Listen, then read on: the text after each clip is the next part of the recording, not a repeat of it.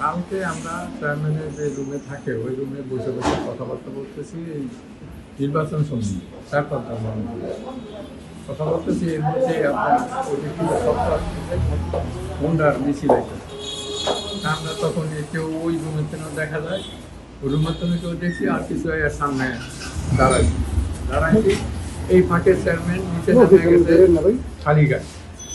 খালিগায় ওনার পিছিয়ে পিছিয়ে আবার 4-5 জন মানুষ গেছে যে ওই মিছিলের যে মিছিল করে কনভার্ট করে এদিকে ওনাকে বলছে যে আমার বাসা কেন টাকা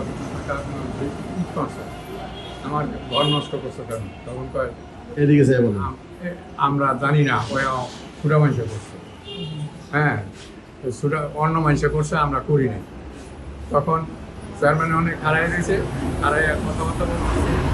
এই মুহূর্তে ওই দলীয় মানুষ আর কি ওই হুন্ডার মানুষে আপনার করছে, ওই ইট মারছে। ইট মারে ওনার এইখানে লাগছে মুখে, সেটার উপরে লাগছে একটা, আরেকটা ওখানে লাগছে। তো উনি ওখানে পড়ে যায়, রক্তক্ষরণ হয়। তারপরে মানুষজন আমরা গিয়া তারা আইনা ডাক্তারখানা আনছি, আনার পরে অ্যাম্বুলেন্সটা ঢাকা পাঠাই দিয়েছি। কালকে আমরা এই হুন্ডায় ভোট দিছি দেখা আমাকে বাড়ি ঘর কুবাইয়া কাবাইয়া এই তুইয়া গেছে। আমার পোলা ছেলেরা মনে করেন নতুন বিল্ডিং উঠাইছে, হেরা ইটালি লন্ডন থাকে যে 20-30 বছর ধরে, 3 জন আর 2 জন বাইতে থাকে। ওরা কইতেছে যে ওই 2 জনের মারমু, উপরে হেরা বড় জনেরা টাকা পয়সা দিতে আছে। আর এই 2 জনের কারণে আমি এই 2বার এই ভোটে ফেল করলাম। অগো আজকের দিন রাত্রের ভিতর অগো চকু 2টা উড়াই দিম, আত্ম ভাঙ্গিয়ে দিম। সন্ধ্যার পরে একটি বিজয় মিছিল বের করে, সেই মিছিলকে কেন্দ্র করে অভিযোগ পাল্টা অভিযোগ রয়েছে।